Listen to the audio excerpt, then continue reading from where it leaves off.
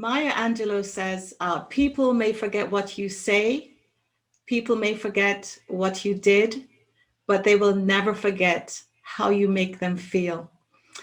I met Philip about a year ago, and I remember how he made me feel when I was in his presence. As I shared with him about my dreams for Bermuda, in fact, my dreams for the world, and why I believe that etiquette training would provide me with the skill sets that I needed to accomplish that. He got my big picture and he understood my vision. Hi, everyone. My name is Lorene Philips, and I'm the founder of Clarendon Wallace. It's a corporate coaching and leadership consulting firm that I started 7 years ago. And about 3 or 4 weeks before the COVID lockdown, I decided to work full time for Clarendon Wallace. Yep, I was a part of that entire shift. Clarendon is the name of the parish that I was born in Jamaica, and Wallace is my mother's maiden name. I have a favorite show that I love to watch, and it's an American show called NCIS. And the main character in that show is Gibbs. And Gibbs have rules for his teams. And he used these rules to teach his team how to set a standard and how to perform, and really how to have an overarching way of showing up in their life and in their workspace. And it's the Gibbs rules. So I thought today what I will do is I will share with you Lorene's rules. Okay, so we're going to begin.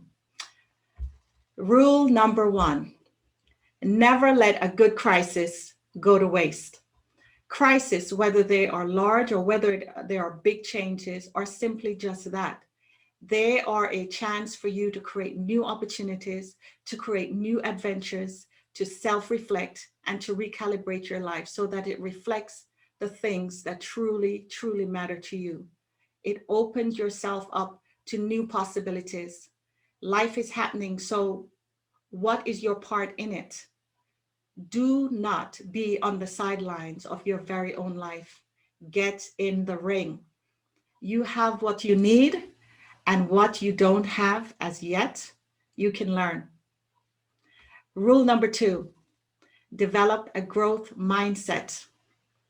You are not fixed. You are constantly evolving and you are constantly growing. Keep up with where you're at and make sure you're creating a space to check in on what are those things that are important to you. Have those things changed? What are your top 3 values? Is the way that you're living, is it aligning with your values? And when was the last time you took an inventory of your life? Is it still working for you? Is your life serving you? Is your work serving you? Or are you serving your work? Or are you serving your life? There's a big difference. Now start making those changes. Rule number 3, be the type of person that you want to meet. Be nice to everyone and not only to those that you are trying to impress.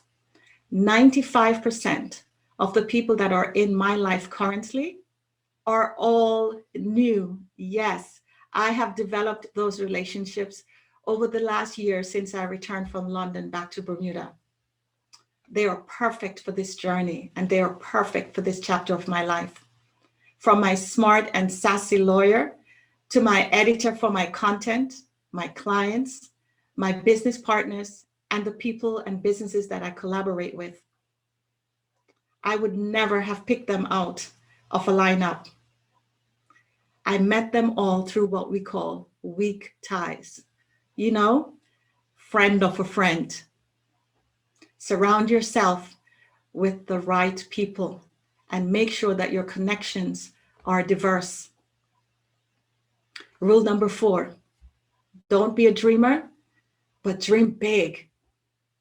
Then go do your homework, go do your research, set your goals and write it down. That's what I did. About 7 years ago, I got on a BA flight from Bermuda to London, and I went to check out this coaching taster weekend. And about 10 minutes into the training session, I realized this is it. This is what I want to do. I don't know when it will be, but I will make sure that I am prepared. And that started my journey in this wonderful world called coaching. That's when I discovered the power of coaching, a wonderful opportunity to empower others to move their lives forward and to own their space. So I rearranged my life and I created the space that was necessary to make this happen. Dream big, but don't be a dreamer. Oh, and keep your head up so you can see all the opportunities that are coming around. Don't keep your head down like that worker bee. You just might miss it. Rule number 5, ask for what you want. Believe in your ability to succeed, whatever success means to you. It impacts the way you think, it impacts how you act, and it also impacts how you feel about your place in this world. I'm talking about self-efficacy. The stronger this is the more resilient you become. You start to see challenges as just problems to solve. Your commitment level is stronger so that you can take that role that you never have done before because you know that you have the ability to learn and to perform that job well. I did that 3 times in my career and it worked out just fine. High efficacy gives you optimism, gives you confidence in your abilities, even when things are tough. In fact, you will double down to make the efforts that are necessary to find new ways to overcome those obstacles. You get grit and you get resilience. I hope you're keeping up.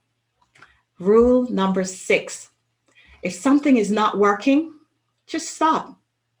Make the change that you need to make. There is no room for failure, just learning how to do things differently so that the next time you make a different set of decisions. Life is really just a series of trials and errors. When life sideswipes you, what steadies you? Rule number 7. 7. My faith. My faith is my anchor. It is my resolve. It is the truest part of who I really, really am. I always lead with that part of me. It guides my decisions and my positions for navigating through life. And it's all that life has to bring. My faith gives me direction and purpose. Rule number 8, health is wealth. So minimize stress. Keep moving. Right now, my favorite playlist as I'm walking is all of Whitney Houston songs. Yes, I am back in the 90s. Improve your thought life. I wish I knew this earlier. Rule number 9, parenting. I had to pause on that a little bit. I'm a mother of 3 young men. Parenting is really a classic role of trial and error. And listen, apologize if you mess up. Speak the truth with lots and lots of unconditional love. Let your children know that you love them in spite of. And even as we as parents bumble and tumble through the technology, through TikTok and whatever the lingo is, parents, you got this. Finally, rule number 10, tell your story, but tell it only to those who deserve to hear it. So you can impart your wisdom, you can help others read the tea leaves in their lives so that they can make better decisions as a result. Thank you.